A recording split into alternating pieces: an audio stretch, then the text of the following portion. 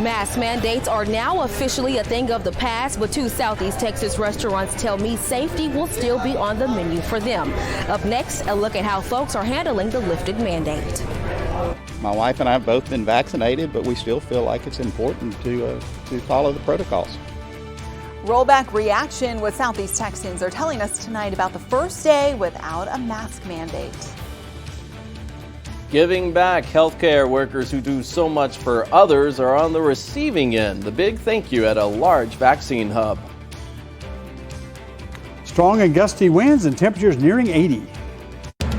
Live from the KFDM studios, you're watching KFDM 6 News at 6.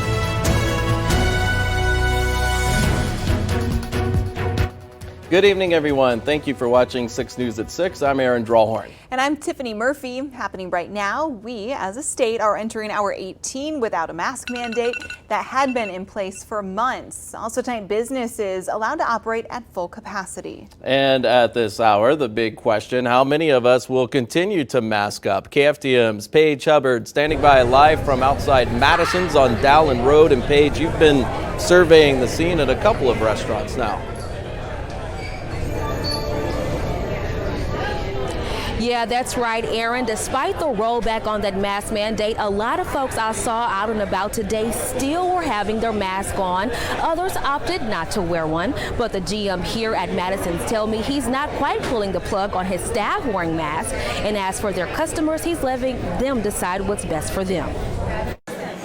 For the most part, almost everybody has walked in with a mask. Many customers at Toasted Yolk in Beaumont are still masking up, despite the mask mandate being rolled back in the state of Texas.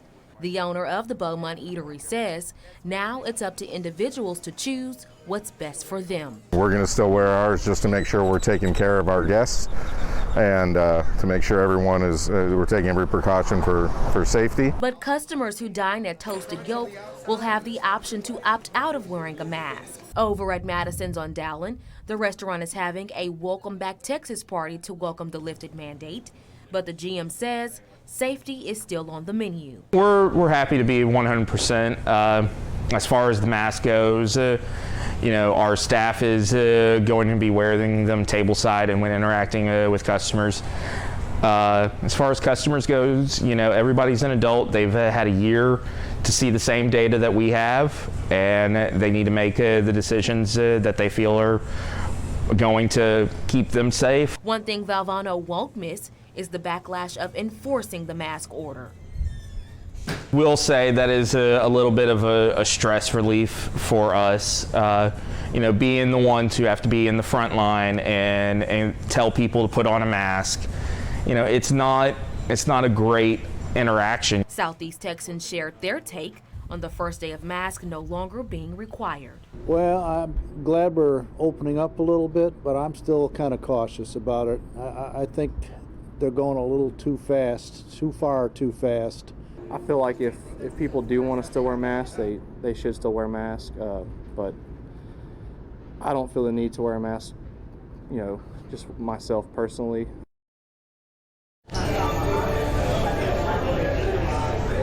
And that Welcome Back Texas party is currently underway here at Madison's. Now legally, businesses who require a mask to be worn inside of their establishment can refuse service to a customer who doesn't want to comply. Live in Beaumont, Paige Hubbard, KFDM 6 News. And right now, state COVID numbers just out do indicate that COVID is still happening in the state. The state health department reporting more than 3,000 new COVID cases today. That increases the total to more than 2,330,000 since we started tracking. In Jefferson County, cases adding up to more than 18,400. New deaths reported in the state today, 225. And Tiffany, the Beaumont Health Department numbers just in a short time ago showing only 18 new cases. That increases the total to more than 9,500. Recoveries add up to more than 8,500. The number of deaths up by 1 to 163. All but 9 had underlying health problems. And in Beaumont, the mask mandate lifted for buildings operated by the city, although they are still highly recommended. Businesses may still require you to wear masks. KFDM's Rocio De La Fe joins us tonight in the studio with how Beaumont residents are reacting on the first day of this rollback. Rocio? Tiffany, if you drive around Beaumont, you see many people still wearing masks. For some, it's something that they plan on doing until we're in a better stage of the pandemic. Others say it's good to have some sort of normalcy back. The Fountain Plaza on Dowland Road is busy with shoppers and those looking for a bite to eat. Some, like Luis Gallardo, are embracing the governor's new rollback order, meaning Texans are no longer required to wear masks. But Gallardo says although he's fine with the decision, businesses have the right to choose how to operate. I think it's a good, option for us to have to just not have to wear your mask, But I think people should still abide with the rules of the restaurants, the stores, if they require them. Kimberly Simeon agrees. It's good that the governor said you could take your mask off, but right now, since we don't have 99% of the people with shots and also have taken both shots and taking precautions to make sure that everybody else is healthy and well, I'm still wearing my mask. Simeon says she would feel more comfortable doing away with masks once the majority of the population is vaccinated. You never know what the next person has. Paul Parker, who received his COVID-19 vaccine, says he'd rather play it safe. My wife and I have both been vaccinated, but we still feel like it's important to follow the protocols. And says he hopes the lifting of the mask mandate and increased business capacity does not lead to another surge. I think that the governor's order is a little premature. Okay, I hope it does not affect the population of the state of Texas. Mask requirements will vary from business to business as well as government facilities, so it might be a good idea to keep a mask nearby just in case. Tiffany, Aaron, back to you. All right, I'll take it. Thank you, Rocio. Developing tonight, County Judge Jeff Brannick says masks will still be required at county-owned buildings. That's both employees and also those folks who have business with the county. Judge Brannick today spoke about vaccinations and appealed to the Black and Hispanic communities, especially those over the age of 65, to go ahead and get vaccinated. The director of Hispanic Ministries for the Diocese of Beaumont has said immigration status will not be looked at if someone wants a vaccine.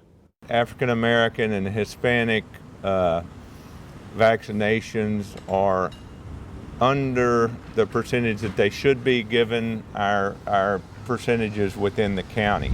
And I say appear to be because about 22% of the individuals that are reported on the State Health Services website declined to give their ethnicities. So the statewide mask mandate is gone, but Judge Brannick says he wants folks in Jefferson County to go ahead and make smart decisions when it comes to wearing a mask in public.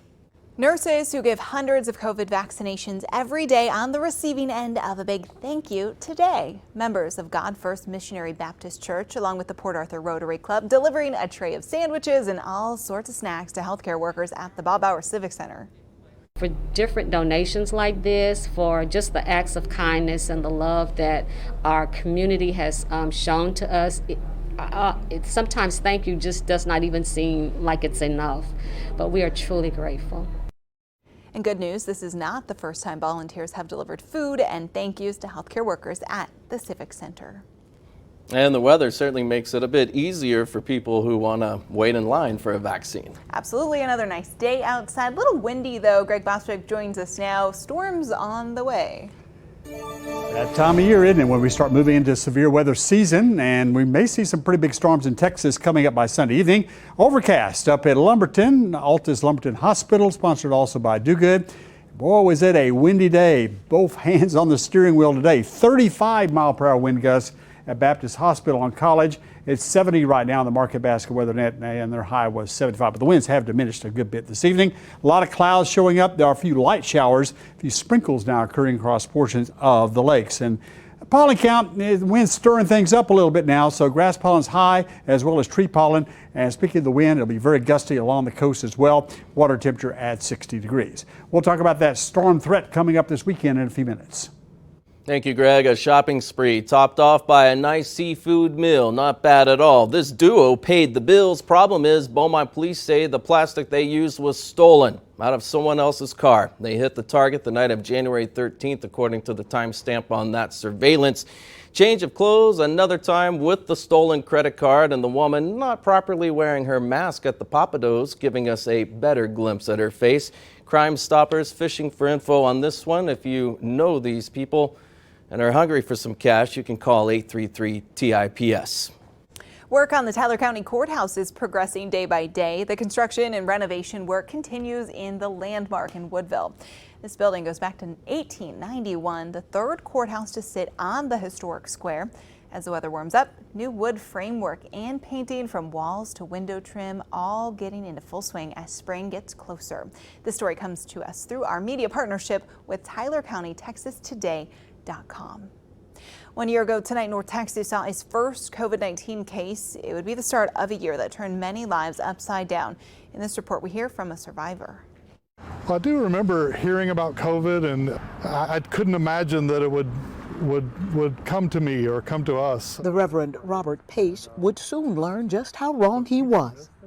New coronavirus warnings. After traveling to a church conference on March 9th, becoming Tarrant County's first confirmed COVID diagnosis, his wife, he calls her his cornerstone, getting the news first. She heard the doctor say, "I see the CT scan of his lungs, and they look a lot like what we're seeing coming out of China." And she heard those words, and it really terrified her. The Trinity Episcopal Church rector can admit to sharing those fears. It was really a sinking feeling because you really think in terms of mortality at that moment. I know you've said it was very frightening, but we didn't know how afraid we needed to be a year ago. That's right. I think in some ways, not knowing the severity and the horror of this pandemic was one of the benefits of being on the front end of it. The long recovery aided emotionally by the ability to donate plasma to help save someone else. And we cried together and met, and it was a really joyful, incredible day.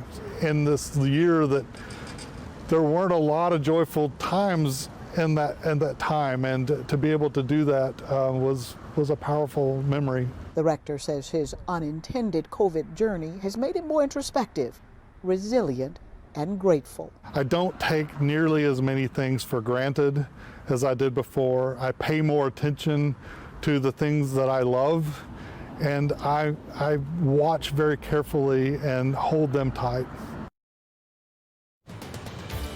Coming up, the Man Behind the Mask website, the all-new site tracking the rules and regulations at your favorite businesses. And as Texas ditches its mask rules, find out about the Bayou State's critical changes to its vaccine rules. Lots of moisture returning off the Gulf. The setup could be for some pretty big storms by Sunday.